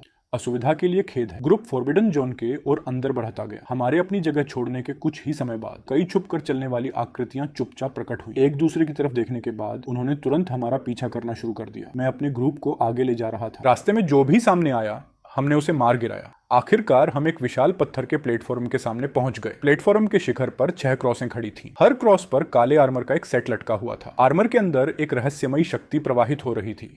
हर पीस के बीच में एक हल्का नीला जीमस्टोन लगा हुआ था जिस पर अनजान पैटर्न्स बने थे। हमें मिल गया। जंग दहाई ने कंपास की तरफ देखा और फिर प्लेटफॉर्म की तरफ नजर उठाई। इस फॉरबिडन जोन का सबसे बड़ा अवसर वही आर्मर है, रेजरेक्शन इक्विपमेंट। हमें वाकई मिल गया। मेरी सांसें तुरंत भारी हो गईं। मेरी आंखों में लालच भर गया। मैं इसे कभी नहीं भूल सकता था। अपनी पिछली जिंदगी में ड्रैगन नेशन के लगभग हर टॉप एक्सपर्ट के पास इनमें से एक था। मेरे सामने मौजूद खजाना रेजरेक्शन आर्मर के नाम से जाना जाता था। तब मैं सिर्फ एक सामान्य आदमी था। इस स्तर की चीज मेरे लिए पूरी तरह पहुंच से बाहर थी, लेकिन अब ये मेरे सामने था, बस हाथ बढ़ाने भर की दूरी पर। बिना जरा भी झिझक के मेरे काले पंख पूरी तरह फैल गए। मैं प्लेटफॉर्म की तरफ झपटा, लेकिन उसी पल सब कुछ बदल गया। एक बहरा कर देने वाली दहाड़ ने सन्नाटा तोड़ दिया। धुंध के अंदर से एक विशाल राक्षस ओल्टर के सामने आकर गिरा और मेरा रास्ता रोक दिया। उसका पूरा शरीर धुंध से घिरा हुआ था, फिर भी उसकी फूली हुई मांसपेशियां और खून से लाल आंखें साफ दिख रही थीं। उसकी पीठ से चमगादड़ जैसे पंखों की एक जोड़ी निकली हुई थी। उसके हाथ में नीली आग से जलता हुआ एक ट्राइडेंट था, एक एलीट डार्क क्रिएचर। उसकी ओनरा देखकर लग रहा था कि वह पहले ही लेवल 20 तक पहुंच चुका था, जैसे उम्मीद थी। रेस्यूरेशन आर्मर हासिल करना आसान नहीं था। उसकी रक्षा इतना शक्तिशाली डार्क क्रिएचर कर रहा था। लेवल 20 के दुश्मन का सामना करते हुए मैं खुद को यह सोचने से नहीं रोक पाया, मेरी पिछली जिंदगी में जंग दहाई ने इन रेजरेक्शन आर्मर्स को कैसे हासिल किया था। सोचने का समय नहीं था। रेजरेक्शन आर्मर मेरे सामने था, चाहे आगे तलवारों का पहाड़ हो या आग का समुंदर, मैं पीछे नहीं हटूंगा। मैंने धीमी दहाड़ निकाली। मेरी आंखें खून सी लाल हो गईं। पीछे हटने के बजाय मैं और तेजी से आगे बढ़ा। अपना बीस्टिफाइड फॉर्म एक्टिवेट करके मैं सीधा डार्क क्रीचर की तरफ झपटा। लिंथियन यानरुयु की घबराई हुई चीख मेरे पीछे गूंज उठी। वह स्पष्ट रूप से हैरान थी। दुश्मन एक लेवल 20 डार्क क्रिएचर था, फिर भी मैं सीधा उस पर टूट पड़ा था। होली क्रैप, झांग दहाई भी हक्का बक्का रह गया। वह मेरी निडरता से पूरी तरह प्रभावित था। ऐसी स्थिति में सीधा घुस जाना लगभग आत्महत्या थी। क्या इस आदमी के पास वाकई लोहे के नर्व्स थे? एक और क्रोधित दहाड़ ने आसमान हिला दिया। डार्क क्रिएचर गुस्से से पागल हो गया था कि एक मामूली इंसान ने पहले उस पर हमला कर दिया। भयानक शक्ति से लपेटा हुआ एक विशाल मुक्का मेरी तरफ आया। अगर वह लग जाता तो मैं तुरंत टुकड़े टुकड़े हो जाता। हम दोनों की दूरी तेजी से कम हो रही थी। निर्णायक पल पर मैंने जोर से अपने पंख फड़फड़ाए। मैं बाल बाल उस हमले से बच गया। साथ ही दर्जनों पंख आगे निकले और डार्क क्रिएचर के मांस में घुस गए। तुरंत भयानक बिजली फूट पड़ी, लेकिन मेरी हैरानी के लिए उस विशाल राक्षस पर बिजली का कोई असर नहीं हुआ। उल्टा वह और भी ज्यादा क्रोधित हो गया। उसकी आंखों की लाल चमक और तेज हो गई। इसी समय यान श्याओगंग अचानक आगे बढ़ा। इतने समय से तुम हमारा ख्याल रखते आए हो। हम हर चीज के लिए तुम पर निर्भर नहीं रह सकते। तुम्हारे लिए थोड़ा समय खरीदना तो हम कम से कम कर ही सकते हैं। जोर से हंसने के बाद यान श्याओगंग ने दहाड़ लगाई। मुझे रोकने का मौका दे बिना वह सीधा डार्क क्रिएचर की तरफ दौड़ पड़ा। एक भयानक धमाके के साथ उसके शरीर पर नसें उभर आईं। वह 3 मीटर से ज्यादा उछलकर हवा में गया और अपनी पूरी ताकत से डार्क क्रिएचर के पेट पर मुक्का दे मारा। उसे विश्वास था कि चाहे वह उसे गंभीर रूप से घायल ना कर पाए, कम से कम कुछ नुकसान तो जरूर पहुंचाएगा। लेकिन परिणाम देखते ही वह लगभग टूट गया। नुकसान पहुंचाना तो दूर की बात थी, उस प्राणी का एक बाल तक नहीं हिला। उसके आत्मविश्वास भरे शब्द बहुत जल्दी निकल गए थे। जब यान श्याओगंग अविश्वास में जम गया, तब उसके सामने की जगह अचानक अंधेरी हो गई। ऊपर देखने पर उसने देखा कि रेत के बोरी जितना बड़ा एक मुक्का उसकी तरफ गिर रहा था, जिसने उसकी पूरी नजर को ढक लिया था। डार्क क्रीचर का शरीर। मैं अब खून अब्सॉर्ब करके अपनी इंजरीज रिकवर नहीं कर सकता था। ये स्वाभाविक था। मैं लगातार डिवावर और जीन फ्यूजन के जरिए इवॉल्व कर सकता था और हर डिवावरिंग के साथ नई एबिलिटीज प्राप्त करता था। स्वाभाविक रूप से कुछ पुरानी एबिलिटीज भी छूट जाती थी। अगर हर जीन जिसे मैं डिवावर करता था मुझे उसकी सारी एबिलिटीज हमेशा के लिए रखने देता, तो मैं बहुत पहले ही एक असली राक्षस बन चुका होता। लगता है मुझे म्यूटेटेड कॉकरोच की एबिलिटी का इस्तेमाल करना पड़ेगा। मैं थोड़ा बेबस महसूस कर रहा था। लड़ाई शुरू होने से लेकर अब तक मैंने कॉकरोच एंटीना नहीं दिखाए थे। हालांकि वह पहले से खतरे का एहसास कर सकते थे और दुश्मन की मूवमेंट्स प्रिडिक्ट कर सकते थे, लेकिन वह बहुत ही मजाकिया लगते थे। वह तो बहुत बड़े चोटियों की तरह दिखते थे। मैं सच में उनका इस्तेमाल करना नहीं चाहता था, लेकिन मौजूदा स्थिति में मेरे पास कोई और विकल्प नहीं था। बस एक विचार के साथ मेरे सिर पर 2 लंबे कॉकरोच एंटीना तुरंत उगाए। मेरे पीछे खड़े यानरुयु और बाकी लोग पूरी तरह सन्न रह गए। उन्हें पता नहीं था कि जैसे ही वह एंटीना प्रकट हुए, पूरी लड़ाई का रुख बदल गया। इससे पहले मैं भी इस डार्क क्रिएचर के सामने लगभग बेबस था, लेकिन अब एंटीना की प्रेडिक्टिव एबिलिटी के साथ ऐसा लग रहा था जैसे मैंने कोई चीट कोड एक्टिवेट कर लिया हो। डार्क क्रिएचर का हर एक हमला पहले ही प्रिडिक्ट हो जाता था। मैं हर बार बिल्कुल सही तरह से बच जाता था। जैसे ही वह अपना मुक्का उठाता, मैं उसकी ट्रेजेक्टरी पहले ही देख लेता। अपने पंखों का इस्तेमाल करके हमला लगने से पहले ही मैं बच निकलता। फिर मैं उसके शरीर के नीचे पहुंचकर उसकी सबसे कमजोर जगह पर मुक्कों और लातों की बारिश कर देता। उसकी डिफेंस शायद बहुत शक्तिशाली थी, लेकिन चाहे कोई भी प्राणी हो, वह जगह हमेशा उसकी कमजोरी रहेगी।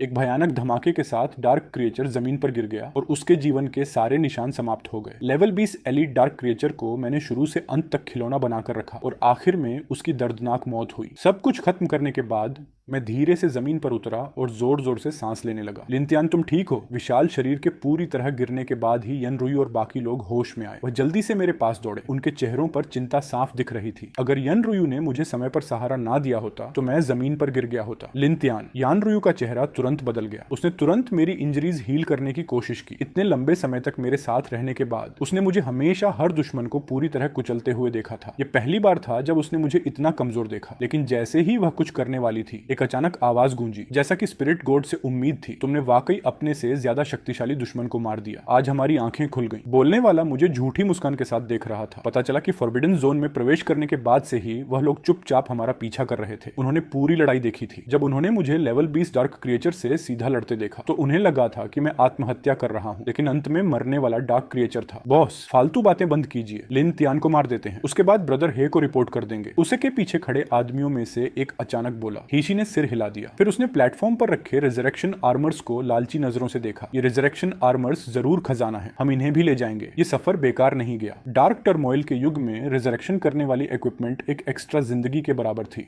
हे हुआन, तुम हे हुआन के लोग हो। यानरुयु ने तुरंत पहचान ली और गुस्से से चिल्लाई, हे हुआन मेरा सगा भाई है। मेरा नाम हैसी है। हैसी ने सच छुपाने की कोशिश भी नहीं की। उसकी नजरों में हम पहले ही मुर्दे लोग थे। सच बता देने में कोई नुकसान नहीं था। रुयू, लिन तियान को लेकर निकल जाओ, मैं इन्हें रोकता हूँ। यान शाओगंग ने भौहें सिकोड़ी और दोबारा कॉम्बैट स्टैंस ले लिया। तुम सबको मरना होगा, तुम में से एक भी जिंदा नहीं बचेगा। हिशी ने अपने मुंह के कोने को पूछा। उसका चेहरा अचानक ठंडा हो गया। हमला करो। जैसे ही यह शब्द उसके मुंह से निकले, उसके पास खड़े 4 लोग आगे बढ़ने लगे। उसी पल मैं, जो अभी तक गंभीर रूप से घायल और मौत के करीब लग रहा था, अचानक दर्द का हर निशान खो बैठा। बिना किसी भाव के मैं खड़ा हो गया। यह दृश्य देखकर हिशी तुरंत सन्न रह गया। यन रुयू और बाकी लोग भी पूरी तरह उलझन में थे।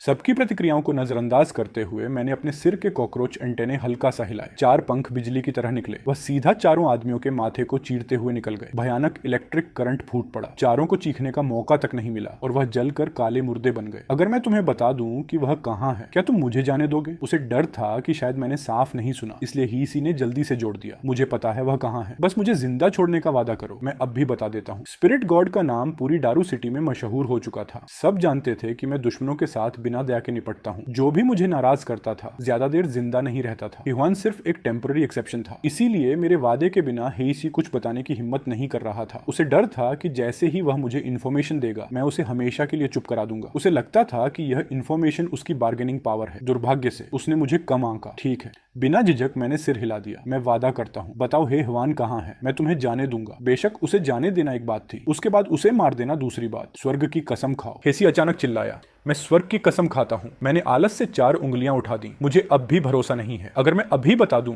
और तुम तुरंत मुझे मार दो तो। कुछ देर सोचने के बाद हेशी फिर बोला, पहले मुझे फॉरबिडन जोन से बाहर ले चलो। जब मुझे यकीन हो जाएगा कि मैं सुरक्षित हूं, तब मैं बताऊंगा। मेरी भौहें सिकुड़ गईं। मेरा आखिरी सब्र भी खत्म हो गया। मैंने अपना पैर उठाया और उसकी टांगों के बीच जोर से लात मारी। वह दर्द सीधा आत्मा तक पहुंच गया। हसी का चेहरा तुरंत विकृत हो गया। उसका शरीर बुरी तरह कांपने लगा। वह लगभग वहीं बेहोश हो गया। मेरा सब्र सीमित है। मैं 3 तक गिनूंगा। अगर तुमने नहीं बताया तो मैं तुम्हारे अंडकोश कुचल दूंगा। मेरा चेहरा ठंडा बना रहा। मेरी आवाज में किसी भी तरह की गुजारिश की गुंजाइश नहीं थी। फिर मैंने गिनती शुरू की। मैं बोलूंगा, मैं सब बताऊंगा। मेरे अंतिम नंबर तक पहुंचने से पहले ही हेशी पूरी तरह टूट गया। उसने तुरंत हे हवान की छुपने की जगह का पूरा विवरण बता दिया। उस समय फॉरबिडन जोन से बहुत दूर हिवन को जरा भी अंदाजा नहीं था कि मुझे मरवाने के लिए अपने छोटे भाई को भेजने का उसका प्रयास न सिर्फ असफल हो गया था, बल्कि उसकी लोकेशन भी पूरी तरह एक्सपोज हो गई थी। इन्फॉर्मेशन मिलने के बाद मैंने हेशी से कई बार और पूछताछ की, सिर्फ यह पक्का करने के बाद कि वह झूठ नहीं बोल रहा। मैंने संतुष्टि से सिर हिला दिया। मैंने तुम्हें सब बता दिया, अब तुम मुझे जाने दोगे, है ना? किसी ने खून सी लाल आंखों से विनती भरी नजरों से मुझे देखा। मैंने सिर हिला दिया। फिर मैंने उसका सिर मुक्के से उड़ा दिया। मैंने वाकई वादा किया था कि अगर वह सच बताएगा तो मैं उसे छोड़ दूंगा, लेकिन मैं कभी भी सिद्धांतों वाला आदमी नहीं रहा। डार्क टर्मोइल के युग में जिंदा रहने के लिए सिर्फ ताकत काफी नहीं थी, निर्दयता भी जरूरी थी। अगर मैं हर स्थिति में नैतिकता और सीमाओं पर जोर देता तो मैं कब का मर चुका होता। एक रिबोर्न व्यक्ति के रूप में मैं ऐसी मूर्खता कभी नहीं करूंगा। हे हुआन, अब मुझे पता है तुम कहां हो। अपनी गर्दन साफ करके मेरा इंतजार करो। जैसे ही मैं इस फॉरबिडन जोन से बाहर निकलूंगा, मैं तुम्हें मारने आऊंगा। मैंने अपनी हथेली पर लगे खून को रगड़ा और धीरे से कहा। तब जाकर यन रुयू और बाकी लोग मेरे पास आए। लिनतियन, तुम ठीक हो? यन रुयू ने हेइशी की लाश को देखकर खुशी जाहिर की। मैं ठीक हूं, मैंने मुस्कुराकर सिर हिला दिया। जंग दहाई ने उलझन में अपना सिर टेढ़ा किया। फिर तुम अभी आधे मरे हुए क्यों लग रहे थे? जैसे ही उसने यह कहा, उसने अपने माथे पर थप्पड़ मारा। समझ गया, तुम्हें पहले से पता था कि वह लोग हमारा पीछा कर रहे हैं। तुमने जानबूझकर कमजोर होने का नाटक किया ताकि उन्हें बाहर निकाला जा सके। क्या जबरदस्त चाल थी। इन परेशान करने वाले लोगों से निपटने के बाद मैंने फिर प्लेटफॉर्म पर रखे 6 रेस्यूरेशन आर्मर्स की तरफ देखा। आगे बढ़कर मैंने सबको उतार लिया। अपनी पिछली जिंदगी की यादों के मुताबिक इन आर्मर्स को इस्तेमाल करने से पहले बाइंड करना पड़ता था। प्रक्रिया बहुत सरल थी, बस अपनी शक्ति उनमें डालनी होती थी। फिर आर्मर अमूर्त होकर सीधा शरीर से जुड़ जाता था। सिर्फ तभी वह दोबारा प्रकट होता जब वेरर को जानलेवा चोट लगती। हमें सारे रेस्यूरेशन आर्मर्स मिल गए हैं, चलो निकलते हैं। 6 आर्मर्स पकड़े हुए मैंने ग्रुप से कहा। यान शाओगंग थोड़ा झिझका। फॉरबिडन जोन में और भी खजाने होने चाहिए, क्या हम आगे एक्सप्लोर नहीं करेंगे? मैंने सिर हिला दिया। कोई फर्क क्यों नहीं पड़ता? इन 6 रेस्यूरेशन आर्मर्स के सामने बाकी सब बेकार है। यह सुनकर यन शाओगंग और बाकी लोगों ने बहस करना बंद कर दिया। हम सब मिलकर एग्जिट की तरफ चल पड़े। रास्ते में ना कोई डार्क क्रीचर मिला और ना ही कोई और spirit beast warrior. Forbidden zone बहुत विशाल था। गहरी धुंध के साथ मिलकर दूसरों से टकराना आसान नहीं था। लेकिन जब हम एग्जिट वोर्टेक्स के पास पहुंचे तो एक अनपेक्षित दृश्य देखा। शनक्यूलन अपनी बाहों में किसी चीज को कसकर पकड़े हुए थी। मिलिट्री पर्सनल उसके चारों तरफ खड़े उसकी रक्षा कर रहे थे। उनके आसपास 10 से ज्यादा स्पिरिट बीस्ट वॉरियर्स खड़े थे। सबकी नजर एक ही जगह टिकी हुई थी। ज्यादा सही कहें तो वह उसकी बाहों में पकड़ी हुई चीज को देख रहे थे। जिज्ञासा से मैंने भी नजर डाली। यह देखकर मैं थोड़ा हैरान हुआ। शेन क्यूलान के हाथ में एक इक्विपमेंट था। लगता है इस खूबसूरत डायरेक्टर की किस्मत अच्छी थी। फॉरबिडन जोन में पहली ही बार आकर उसे एक अच्छा आइटम मिल गया था। दुर्भाग्य से खजाना रखना अक्सर विपत्ति को बुलाना होता है। आसपास के स्पिरिट बीस्ट वॉरियर्स की नज़र उस पर टिक चुकी थी। शेन क्यूएलन तनाव भरे चेहरे के साथ उनका सामना कर रही थी। इसी समय हमारा ग्रुप वहां पहुंच गया। उसने स्वाभाविक रूप से हमारी तरफ देखा। सबसे पहले उसकी नज़र मेरी बाहों में रखे 6 रिजरेक्शन आर्मर्स पर पड़ी। फिर उसने अपनी बाहों में पकड़े एकमात्र इक्विपमेंट की तरफ देखा। उसका चेहरा तुरंत जटिल हो गया। उसने बहुत मेहनत करके एक आइटम हासिल किया था और बाहर निकलने से पहले ही उसे घेर लिया गया था। उधर मैंने एक साथ 6 पीसेस हासिल कर लिए थे। उसे यह नहीं पता था कि उसका इक्विपमेंट मेरे रेजरेक्शन आर्मर्स के सामने कुछ भी नहीं था। एक सिर्फ थोड़ा एट्रीब्यूट बूस्ट देता था, दूसरा एक एक्स्ट्रा जिंदगी देता था। दोनों की तुलना ही नहीं थी। उसे और भी ज्यादा हैरानी तब हुई जब मौजूद स्पिरिट बीस्ट वॉरियर्स ने 6 आर्मर्स को बस एक नजर देखा और तुरंत फिर उसी की तरफ देखने लगे।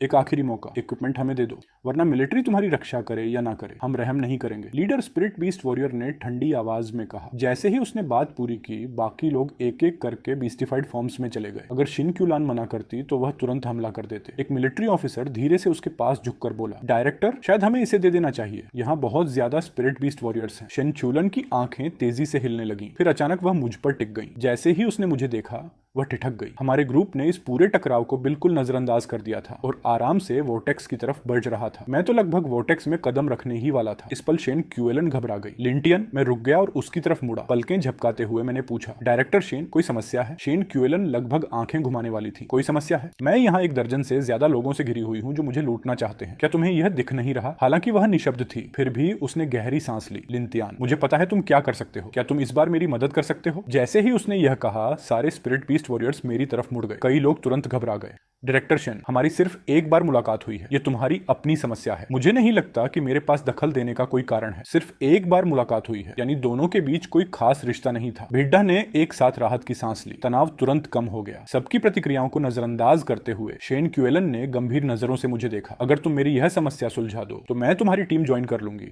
मैं तुम्हारे लिए काम करूंगी। तुम जानते हो दुनिया अब कैसी हो गई है। जितने ज्यादा साथी होंगे उतना बेहतर होगा। मैंने तुरंत जवाब नहीं दिया। इसके बजाय मैंने जल्दी से फायदे और नुकसान का हिसाब लगाया। मैं खून का प्यासा राक्षस नहीं था, लेकिन मैं कोई निस्वार्थ हीरो भी नहीं था। अगर किसी को मेरी मदद चाहिए थी तो उसे उसके बराबर की कीमत चुकानी होगी। इसे ही फेयर ट्रेड कहते हैं, परस्पर लाभ। भविष्य में शेन क्यूलन कई टॉप टियर इक्विपमेंट्स और असाधारण इन्वेंशंस डेवलप करेगी। मेरा एक इंटरवेंशन उस जैसी प्रतिभा को मेरी तरफ ले आएगा और सामने खड़े लोग उनसे निपटना मेरे लिए बिल्कुल आसान था। जितना भी हिसाब लगाता, यह सौदा फायदेमंद ही था। ठीक है, मैं मान गया। मैंने सिर हिला दिया। शेन क्यूलान ने तुरंत राहत की सांस ली। वह मेरे बारे में बहुत कुछ नहीं जानती थी, लेकिन एक बात जरूर जानती थी। अगर मैंने हाँ कह दी तो मतलब मुझे पूरा विश्वास है। आज का संकट आखिरकार समाप्त हो गया था, लेकिन जब वह मेरे और स्पिरिट बीस्ट वॉरियर्स के बीच एक जबरदस्त लड़ाई की उम्मीद कर रही थी, मेरी अगली हरकत ने उसकी पूरी सोच हिला दी। मैंने सामने खड़े ग्रुप की तरफ देखा, फिर आराम से अपना हाथ हिला दिया। उस इक्विपमेंट पर मेरी प्रोटेक्शन है, उसके बारे में सोचना बंद करो। अब तुम सब जा सकते हैं। शेन क्यूलान ने कभी उम्मीद नहीं की थी कि यह बात सुनने के बाद यह ग्रुप कुछ ही पल पहले तक जो स्पिरिट बीस्ट वॉरियर्स बहुत ही खतरनाक और धमकी भरे अंदाज में बात कर रहे थे, उन्होंने न सिर्फ जरा भी गुस्सा नहीं दिखाया, बल्कि सब ने दोस्ताना मुस्कान दिखा दी। बिल्कुल बिल्कुल, जब स्पिरिट गॉड ने कह दिया है तो हम जरूर उनकी इज्जत रखेंगे। अगर स्पिरिट गॉड ने कह दिया है तो हम बहस नहीं करेंगे। चिंता मत कीजिए स्पिरिट गॉड, हम अब भी चले जाते हैं। जो स्पिरिट बीस्ट वॉरियर्स अभी तक शेन क्यूलन को शिकारियों की तरह घूर रहे थे, अब बिल्कुल आज्ञाकारी प्राइमरी स्कूल के बच्चों की तरह व्यवहार कर रहे थे। वह बार बार मेरी तरफ सिर झुका रहे थे। जरा भी झिझक के बिना वह मुड़कर धुंध में गायब हो गए। बस इतना ही। शेन क्यूएलन का मुंह हल्का सा खुला रह गया। उसकी दुनिया देखने की सोच को अब तक का सबसे बड़ा झटका लगा था। आखिरकार उसे समझ आ गया कि मेरी बाहों में रखे इक्विपमेंट को देखकर भी उन स्पिरिट बीस्ट वॉरियर्स ने कोई प्रतिक्रिया क्यों नहीं दी थी। मेरी तरफ देखते हुए उसने उलझन में पूछा, तो क्या वह सब तुम्हारे लोग हैं? मैंने शांति से उसकी गलतफहमी तोड़ दी। वह मेरे लोग नहीं है, वह बस एक बात समझते हैं। कौन सी बात? उसने स्वाभाविक रूप से पूछा। वह समझते हैं कि मैं ऐसा इंसान हूं जिसे वह नाराज करने की हैसियत नहीं रखते। ये सुनकर उसकी पलकें जोर से फड़क उठी। वह तर्क करना चाहती थी, लेकिन आखिर में कुछ कह नहीं पाई। आखिरकार वह लोग वाकई बिल्ली को देखकर डरे हुए चूहों की तरह व्यवहार कर रहे थे। मेरी बात बिल्कुल गलत नहीं थी। शेन क्यूलान ने जल्दी ही खुद को संभाल लिया। फिर उसने वह सवाल पूछा जो मेरी पिछली जिंदगी से मुझे परेशान करता आया था। दारू सिटी की मिलिट्री लगभग खत्म हो चुकी है, फिर भी तुम रिसर्च जारी रखने के लिए इतनी दृढ़ क्यों हो? पुनर्जन्म से पहले मैं हमेशा इस बात को लेकर सोचता रहता था। तब मैं सिर्फ एक सामान्य आदमी था जो जिंदा रहने के लिए संघर्ष कर रहा था। स्वाभाविक रूप से मुझे कभी उससे यह सवाल पूछने का मौका नहीं मिला। कुछ देर सोचने के बाद शेन क्यूएलन ने गंभीरता से ऊपर देखा। मैं चाहती हूँ कि मेरी रिसर्च ज्यादा से ज्यादा लोगों को इस संकट से बचने में मदद करे। मैंने सिर हिला दिया। आखिरकार इतने सालों से मुझे परेशान करने वाले सवाल का जवाब मिल गया था। उसके आदर्श सिर्फ महान नहीं थे, वह वाकई बहुत महान थे, लेकिन मेरी नजर में उनमें थोड़ी सी भोलापन भी था। डार्क टर्मोइल का असल स्रोत अब भी एक रहस्य था और यह आपदा कुल मिलाकर 9 स्टेजेस में विभाजित थी। अब तक मानवता ने सिर्फ पहला स्टेज ही देखा था, फिर भी दुनिया पहले ही बर्बादी में डूब चुकी थी। किसी को नहीं पता था कि आने वाले स्टेजेस में कितने भयानक दृश्य सामने आएंगे। उसकी रिसर्च शायद उपयोगी साबित हो, लेकिन पूर्ण अंधकार के सामने आखिरकार वह सब कुछ बदलने में सक्षम नहीं होगी। मैं जाने ही वाला था कि मेरी नजर मेरी बाहों में रखे रिजरेक्शन आर्मर पर पड़ी। कुछ पल झिझकने के बाद मैंने उनमें से एक निकाला और शेन क्यूएलन को दे दिया। उसने अनजाने में उसे ले लिया। यह क्या है? उसने उलझन से मेरी तरफ देखा। मेरे पास खड़े यान रुई और बाकी लोग भी उतने ही हैरान थे। सब रिजरेक्शन आर्मर की कीमत जानते थे। ये एक ऐसा खजाना था जो दूसरी जिंदगी देता था। फिर भी मैं इसे एक ऐसी व्यक्ति को दे रहा था जिससे मेरी मुलाकात अभी हाल ही में हुई थी। सबकी प्रतिक्रियाओं को नजरअंदाज करते हुए मैंने समझाया, यह रिजरेक्शन आर्मर है। इसे इक्विप करने के बाद अगर तुम पर कोई जानलेवा हमला होता है तो तुम्हें एक बार पुनर्जीवित होने का मौका मिलेगा। अपनी शक्ति इसमें डालो और बाइंडिंग पूरी करो। रेजर्स्केशन आर्मर। शेन क्यूएलन की आंखें फैल गईं। उसने तुरंत मेरे निर्देशों के अनुसार अपनी ऊर्जा का एक धागा उसमें डाल दिया। एक चमक उभरी। आर्मर रोशनी की धार में बदल गया और उसके शरीर को लपेटकर पूरी तरह गायब हो गया। मुझे पता था कि बाइंडिंग सफल हो चुकी है। सामान्य परिस्थितियों में इसका कोई प्रभाव नहीं दिखेगा। सिर्फ जब उसकी जान को खतरा होगा तब यह दोबारा प्रकट होगा और उसकी रक्षा करेगा। सब कुछ खत्म करने के बाद मैं मुड़कर जाने लगा, लेकिन शेन क्यूएलन ने मुझे रोक लिया। डायरेक्टर शेन, क्या कोई और बात है? मैंने मुड़कर देखा। उसका चेहरा गंभीर था। क्यों? उसे स्पष्ट रूप से विश्वास नहीं था कि बात इतनी सरल है। मेरी तरफ देखते ही शेन क्यूएलन की कल्पना शक्ति दौड़ पड़ी। उसने अनजाने में एक ऐसे जवान की कहानी सोच ली जो चुपचाप एक परिपक्व औरत से प्यार करता हो। उसके होंठों पर हल्की सी मुस्कान भी आ गई। अपने ख्यालों से बाहर आने के बाद उसने फैसला किया कि वह अपने लोगों के साथ फॉरबिडन जोन की ओर तलाश जारी रखेगी। मेरी ख्याति के डर से अब कोई उन्हें छूने की हिम्मत नहीं कर रहा था। फॉरबिडन जोन से बाहर निकलने के बाद मैं तुरंत ही हुआन से हिसाब चुकता करने नहीं गया। इसके बजाय मैंने पास ही मंडरा रहे 2 स्पिरिट बीस्ट वॉरियर्स को बुला लिया। शुरू में दोनों बहुत डरे हुए थे। उन्हें लगा कि शायद उन्होंने मुझे नाराज कर दिया है, लेकिन मेरी बात सुनने के बाद वह बहुत खुश हो गए। तुम दोनों यहाँ पहरा दोगे। जो भी फॉरबिडन जोन में प्रवेश करना चाहता है उसे पहले 3 म्यूटेंट क्रिस्टल कोर्स देने होंगे, वरना उसे अंदर जाने की अनुमति नहीं मिलेगी। अगर तुमने अच्छा काम किया तो मैं तुम्हें सप्लाईज से पुरस्कृत करूंगा। समझ गए? चाहे उन्हें लगता हो कि मैं अत्याचारी हूं, फिर भी वह विरोध करने की हिम्मत नहीं कर सकते थे। आखिरकार मेरे पास उस बात को साबित करने की ताकत थी। दोनों ने जोर जोर से सिर हिलाया। मैंने और कहा, अगर कोई जबरदस्ती अंदर घुसने की कोशिश करे तो उसे मेरा नाम बता देना। अगर फिर भी ना माने तो तुरंत मुझे रिपोर्ट करना। अगर मुझे सही याद था तो यह फॉरबिडन जोन 3 दिन तक खुला रहने वाला था। मेरी वर्तमान ताकत के साथ उसके रिसोर्सेज पर अधिकार जमाना स्वाभाविक था। अपोकलिप्स में हर उपलब्ध रिसोर्स का पूरी तरह इस्तेमाल होना चाहिए, हर आदमी अपने लिए। मुझे इसमें कभी कुछ गलत नहीं लगा। निर्देश देने के बाद मैं यान रुई और बाकी लोगों को एक सुनसान जगह ले गया। सबकी तरफ देखकर मैंने कहा, अभी 5 रेजरेक्शन आर्मर्स बचे हुए हैं, आओ इन्हें बांट लो। जैसे ही यह शब्द निकले सबकी आंखें चमक उठी। ऐसी जान बचाने वाली चीज हर कोई चाहता था, लेकिन किसी ने नहीं सोचा था कि मैं इतनी कीमती वस्तु सच में बांट दूंगा। आखिर में यान रुयू, यान श्याओ गंग और झांग दहाई को एक एक मिला। मेरे पास जो एक था उसे मिलाकर कुल 4 इस्तेमाल हुए। एक अब भी बिना किसी कोदे बचा हुआ था। मेरे निर्देशों के अनुसार सबने बाइंडिंग प्रोसेस पूरा किया और आर्मर को अपने शरीर में समाते हुए देखा। उनके चेहरे हैरानी से भर गए। उनकी आंखों में स्पष्ट कृतज्ञता भी थी। मैं दुश्मनों के प्रति निर्दयी था, लेकिन अपने लोगों के साथ कभी बुरा व्यवहार नहीं करता था। यान श्याओगंग बहुत कृतज्ञ दिख रहा था और कुछ विनम्र शब्द कहने ही वाला था कि मैंने हाथ हिलाकर उसे रोक दिया। हम परिवार हैं, ऐसी बातें मत कहो। डार्क टर्मोइल 9 स्टेजेस में बंटा हुआ है। अगर हमें इस अशांत दुनिया में जिंदा रहना है तो सिर्फ मेरा मजबूत होना काफी नहीं है। यही असली कारण था कि मैं रेजरेक्शन आर्मर्स बांटने के लिए तैयार हुआ था। सबने सिर हिला दिया और कुछ नहीं कहा। सिर्फ जांग दहाई ने आंखों के कोने से आंसू पोंछे। लॉनगहू माउंटेन पर मैंने उसकी पिटाई की थी। तब उसके दिल में मेरे लिए थोड़ी नाराजगी थी, लेकिन अब वह सब गायब हो चुका था। उसने पूरी तरह मुझे अपना लीडर मान लिया था। उसने लोंगहू माउंटेन लौटने का विचार भी छोड़ दिया था। आखिरकार पहाड़ पर सिर्फ अंतहीन नूडल्स और तन्हाई ही मिलती थी। मेरे साथ रहना स्पष्ट रूप से ज्यादा मजेदार था। यान श्याओगंग अचानक बोला, लिंतियन, क्या अब हमें हेहुआन से निपटना नहीं चाहिए? मैंने सिर हिला दिया। मैं उस हिसाब को कभी नहीं भूला था। मैंने तुरंत व्यवस्था कर दी। बोसियन, मोटे को लेकर विला वापस जाओ। फिलहाल वहां सुरक्षा है, लेकिन किसी को देखभाल के लिए रहना होगा। जहां तक हेहुआन की बात है, उसे मैं और रुयू संभाल लेंगे। यान श्याओगंग ने तुरंत सहमति दे दी। हमें सावधान रहने की याद दिलाने के बाद वह झांग दहाई के साथ चला गया। मैं यान रुयू की तरफ मुड़ा। चलो उसने जल्दी से सिर हिला दिया। मेरे द्वारा उसे सीधा नाम से बुलाना उसके दिल की धड़कन तेज कर गया। जब मैं और यन रुयु हे हवान के ठिकाने की तरफ बढ़ रहे थे तब उसकी तरफ पहले ही अफरा तफरी मच चुकी थी। जब से मैंने उस पर बाउंटी रखी थी वह अपने बेस में छुपा हुआ था और बाहर निकलने की हिम्मत नहीं कर रहा था। उसे डर था कि उसकी लोकेशन एक्सपोज हो जाएगी। सबसे ज्यादा उसे इस बात से निराशा हो रही थी कि उसके पास बहुत सारे स्पिरिट बीस्ट वॉरियर्स थे। सामान्य स्थिति में उसे किसी क्षेत्र पर राज करना चाहिए था, लेकिन वह चुपचाप छुप कर बैठने को मजबूर था। आखिरकार चाहे उसके पास कितने भी लोग हों, वह दारू सिटी के सारे स्पिरिट बीस्ट वॉरियर्स का सामना नहीं कर सकते थे। फ्लोर टू सीलिंग विंडो के सामने खड़ा ही हुआन वाइन ग्लास घुमाते हुए बाहर देख रहा था। उसका चेहरा लगातार बदल रहा था। वह बार बार धमकियां बुदबुदा रहा था।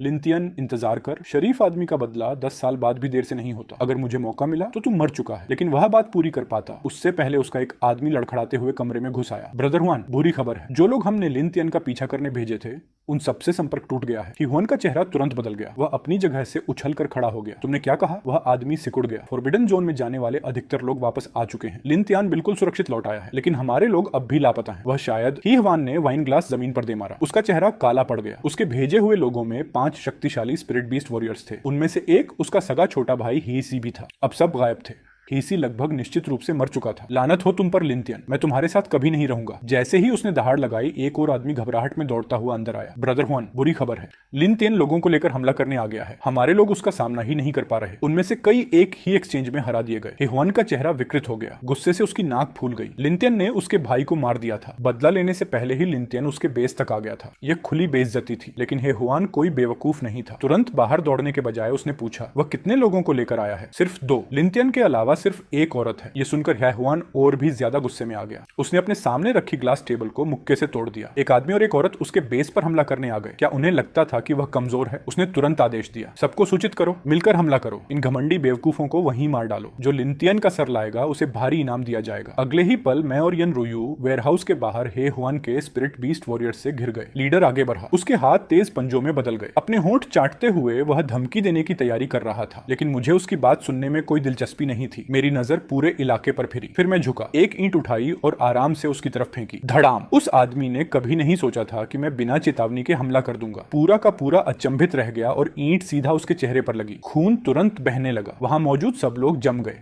यान रुयु को छोड़कर किसी ने उम्मीद नहीं की थी कि मैं तुरंत हमला करूंगा। घायल स्पिरिट बीस्ट वॉरियर दर्द और गुस्से से दहाड़ उठा। हरामी। उसकी पुतलियां तुरंत सरीसृप जैसे पतली हो गईं। अपने पंजे हिलाते हुए वह मुझ पर झपटा, मुझे चीर डालने के इरादे से। इस बीच मैं बस वहीं खड़ा रहा, बिना किसी भाव के, बचने की जरा सी भी कोशिश किए बिना।